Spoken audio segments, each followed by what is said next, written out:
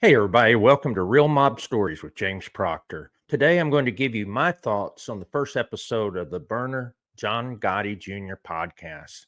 Also, I'm going to share with you some of my insights on John Gotti Jr. because there are a lot of people shooting from the hip about him and acting out of emotion instead of logic. The truth is that most people have their mind made up on John Gotti Jr., and part of that is puzzling to me because so many people that don't like John Gotti Jr. have done so because they don't like his sister, Angel Gotti, and especially when in the past they did like him. So I'm opening up this can of worms because it's been on my mind for a while. Some people are going to say I'm kissing Angel's ass, but my opinion on Junior Gotti comes from my research and what I've observed. We're coming up on Father's Day, and I just think it's an appropriate topic as you'll see the reasons John Gotti Jr. did what he did for his family. With that said, please hit the like button and consider subscribing to Real Mob Stories with James Proctor for more content about organized crime. Without further delay, on to our feature presentation. It's almost been a year since it was announced that John Gotti Jr. would be coming out with a podcast with Burner. So we finally have the first episode, and although much of it I knew about already, I did find a few things new.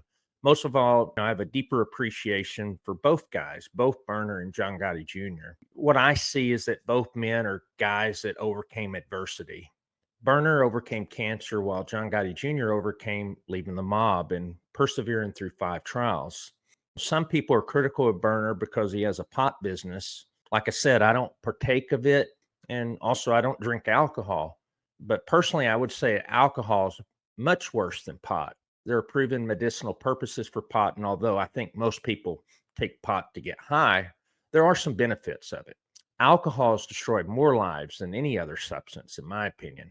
I actually say that many of the pharmaceutical companies out there are more of a problem than what Burner's doing with cookies. So, what did I actually learn from the first episode? 2 things in particular I wanted to bring up. One is this bombshell about Benny Aloi and the false 302s. Found that really fascinating because both with how John Gotti himself dealt with that, and also it really proved to me how the government will go to any length to win. And Benny Aloi was with the Colombo family, and the government put out this false narrative that there was a 302 out on him. And the problem with that is that anyone on the street hearing that will say, hey, Benny Aloi's a rat and his life's at risk. And so, when John Gotti Jr. heard about it, he goes to his father, hey, this is pretty serious. And his father said, hey, I would bet my life on that, but this isn't true. Benny Aloi did not talk to the government. And later on, we find out that there was no 302 at all. It was all made up. And so that's a narrative that's common with the government as they try to put pressure on defendants to cooperate and to do what they want. The government, all they're looking for is the conviction, and that's what they wanted. It was interesting to me. Junior was talking about the 2018 Gotti movie. He mentioned that it was actually they had taken like 30 minutes off the movie, and he was disappointed with how the movie was promoted in some ways, and also how it was written. And I agree with that. I thought that it could have been much better than it was, but at the same time, what I have to compare it with is the 1996 Gotti movie on HBO, which I thought was really good, but some people may not feel that way. But the 96 movie was based upon the court documents at the time and testimonies, the Ravenite tapes, and then the Gotti movie in 2018. Much of that was based upon Shadows of My Father, which was the book that Junior wrote and published back in 2015. I do have, like I said, a more of an appreciation for John Gotti Jr. Just a couple of things I wanted to point out. I feel that he came out of this, he was well spoken. A lot of these guys, especially guys that had been on the street, you're used to hearing them cursing and all that. And John Gotti Jr. really didn't do that much. And so felt that he communicated very well. And he also came across as intelligent, educated, and articulate. I knew that he had a level of intelligence, but the way he came across, that really resonated with me. And then regarding Burner, I can tell that he really likes this guy. One of the things that Gotti said was, in partnerships or relationships like this, it has to be both ways. It doesn't work if one party's doing more than the other. And Burner's definitely very successful, multimillionaire. He has over 1 million subs on YouTube. He has a huge social media presence. So overall, I thought it was good, and I'm looking forward to the next episode. I'm not sure how frequent the episodes will be with the podcast. My understanding is that the next one will be soon, and John Gotti Jr. is going to talk about the 302s. I know that a lot of people keep on labeling John Gotti Jr. as a rat. And, I just want to point out that there's several things that people either don't know or they forget when it comes to John Gotti Jr. And I think the main thing that has to be pointed out is John Gotti Jr. left that life back in 1999. The proffer session and all that was in 2005. Just to bring some context to it, back in it was 91 when they had the trial for John Gotti. And, he ends up getting his life sentence for racketeering and related sentences, I believe it was April of 92. John Gotti Jr. is an acting boss at that point. He's also there's a committee that's actually running the family at the time. In 1997, the FBI started, they did a search of Gotti's basement. They started trying to build up a racketeering case against him. And so in 1998, Junior gets indicted on a RICO Act. The government was saying that he was acting boss of the family, and the charges were related to an extortion scheme with Scores, which was a strip club in Manhattan. In April of 1999, Gotti Jr., he pled guilty to 4 acts of racketeering, including bribery, extortion, and then the threat of violence. And his dad, John Gotti, was not happy about that.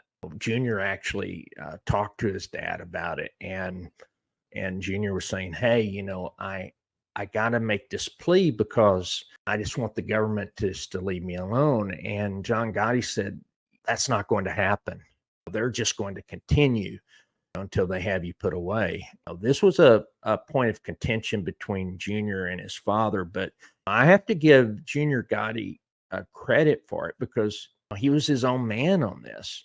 He made the decision, and I know he went against his father, but he made the plea on it. I mean, his father was right. The government wouldn't stop prosecuting him. September of 1999, Junior Gotti gets 6 years and 5 months in prison, plus $1 million fine. Fast forward, Junior Gotti, and around this time, he makes the decision to get out of the life. He made the decision to choose family over the mob.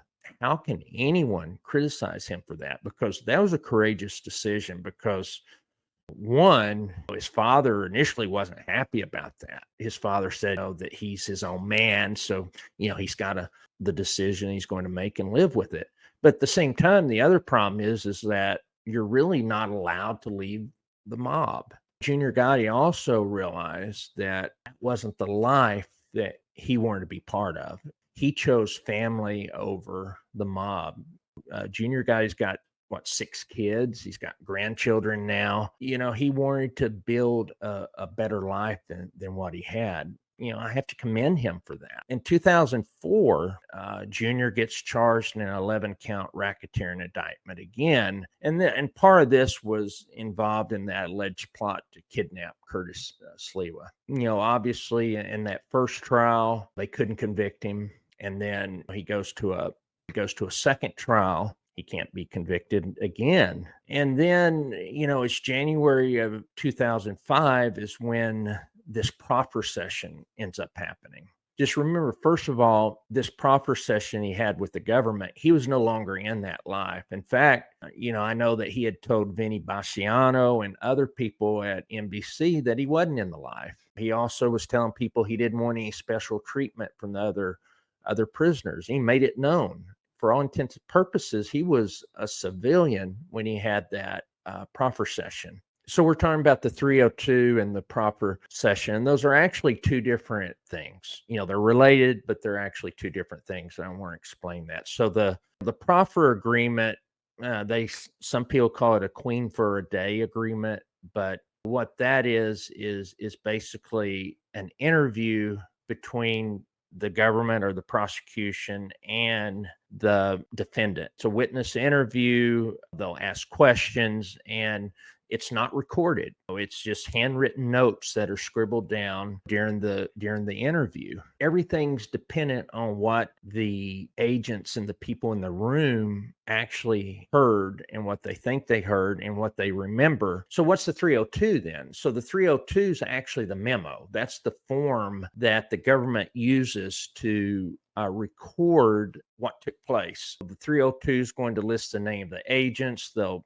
list the day of the interview. They'll list who's being interviewed, the place, and so forth. The main part of it is that they're going to draft a memo of what the witness said. One thing that you have to understand too is the witness generally doesn't see the 302, or they don't get a chance to correct any mistakes that he or she thinks is made before it's finalized. That's a big problem when you are relying on the memory of the person drafting this memo. It can definitely be troubling. And so this is what actually took place with John Gotti Jr.'s 302 memo that was produced by the government from that proffer session. So a lot of people ask, well, why did John Gotti Jr. even meet with the government? He explains that in his book. He was just tired of having to deal with all of this. He just wanted to move on with his life, and he thought that he could sit with them and reason. Maybe that was a little naive. He thought that he could reason or negotiate with the government like you could with any reasonable person. But problem is that you can't do that. The government just wants to get a conviction. That's all they're looking for, is to get the conviction. As we go into the actual proffer session that John Gotti Jr. did and what was said, there were a lot of issues with that. Number one, that the 302 was leaked. That shouldn't have ever happened. And it was actually a guy named Ted Otto. He was he was a special agent with the FBI. Remember, I said it was in January of 2005 when he did the proffer session. Well, it got released or leaked to the New York Post in April of the next year. So you're looking like 14 months after this session took place that it was leaked by the government. Why was it leaked? And that's simple. The government was putting pressure on John Gotti Jr. They wanted him to come back to the table. Their thought is that, hey, John Gotti Jr. has this 302 out there. What will people on the street think? They're thinking, wow, John Gotti Jr. is back on the street. He's not going to be on the street long. They did that to put pressure on him. And he's not the first one to have that done to. There's people that said that Joe Watts is a rat, that he actually did a 302. And we don't know if that's true or not, but the FBI did leak that information that it was. And, a lot of defendants do proffer sessions and we don't even know about it. The reality is that normally no one knows about the proffer session unless there's some sort of an agreement. And also, just wanted to clear one thing up. On a 302, you can have a 302 without a proffer session. That's what happened with Angelo Bruno. There was some discussions that the FBI wrote down on a memo, which is the 302, but it wasn't any sort of proffer session. So, I mean, you can have that. But in the case of John Gotti Jr., it was a proper session. First of all, the leak of the 302 was unethical. It was irresponsible, and it could have led to John Gotti Jr.'s, getting killed. And the government didn't even care. They only wanted John Gotti Jr. to be locked away. They wanted him to come to the table. And I think part of it too was to embarrass him. What was done should not have been done. And you'll probably be surprised how many people have had proffer sessions. We just don't know about it. So you got in the New York Post, they talk about saying Junior's a rat and all of that. But let's kind of take a closer look at this supposed rat session. This happened January 18th of 2005. Like I said, it didn't get released until the next year. And the other thing is that the government's report was not the same as the notes taken by John Gotti Jr.'s attorney. John Gotti Jr.'s attorney wrote down like 350 words that John Gotti Jr. had said during this session. The FBI actually came up with a 5-page 302 off of this, but it was only 300 and something words. Back then, the proffer sessions were not recorded, and this is problematic because what happens, like in this case, where the government is putting information down that wasn't said, but he had no intention on giving out any real information that would put anyone in danger or away. And in fact, no one got prosecuted based upon the proffer session or the 302. There was a lot of inaccuracies within the 302s. For example, they were talking about a capo that supposedly John Gotti Jr. was doing business with, named Joseph Zingaro. Supposedly used him to bribe a Bronx politician for construction permits. But the problem is that this guy was a capo during Paul Castellano's administration.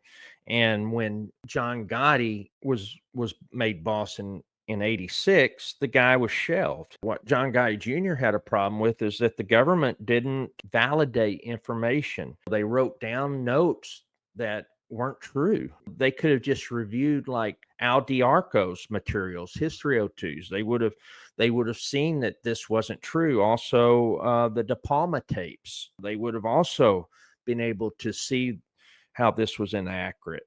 They go into the bar fight, which took place at the Silver Fox. The FBI had in their 302 reference to an individual who got stabbed that was never stabbed. They had another guy stated as having been in that fight, that the guy doesn't even exist. Another man stated to be alongside Gotti Jr. in the fight, had actually died 3 years previous to the incident. And, they didn't even look at the DD5s, which are the NYPD reports, to see what happened. And if they had just done that, then they'd been able to reference the right individuals. Bottom line is that the government did this to embarrass him. Plus, they wanted to make things uncomfortable for John Gotti Jr., even with the 302 being released, which was unethical and illegal. Gotti didn't go back to the government. Whatever you think, at the very least, the whole proffer session and the 302 being released by the government was problematic. That's all I wanted to point out. Based on my research of the 302, nothing came out that hurt anybody.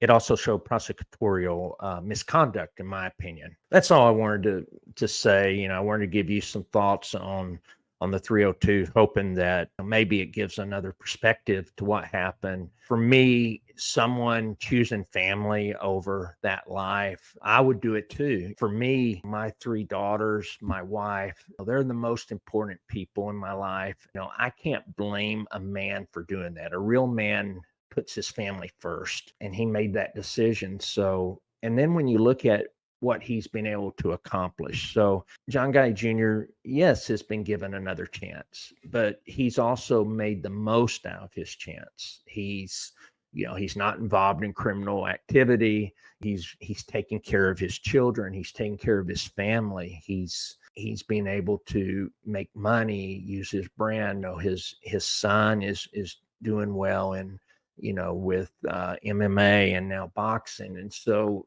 John Gotti Jr. doesn't come on here on YouTube. He doesn't attack people. He's not trying to make a name of himself on here.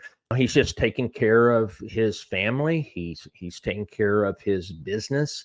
He's an entrepreneur. And for me, it's really hard to have an issue with what he did. As we conclude, I just want to wish all the dads out there a happy Father's Day. I hope you can spend time with your children, give them a hug. That's what really matters in life, is family. Thank you for watching Real Mob Stories with James Proctor. I'd love to hear your thoughts in the comments below.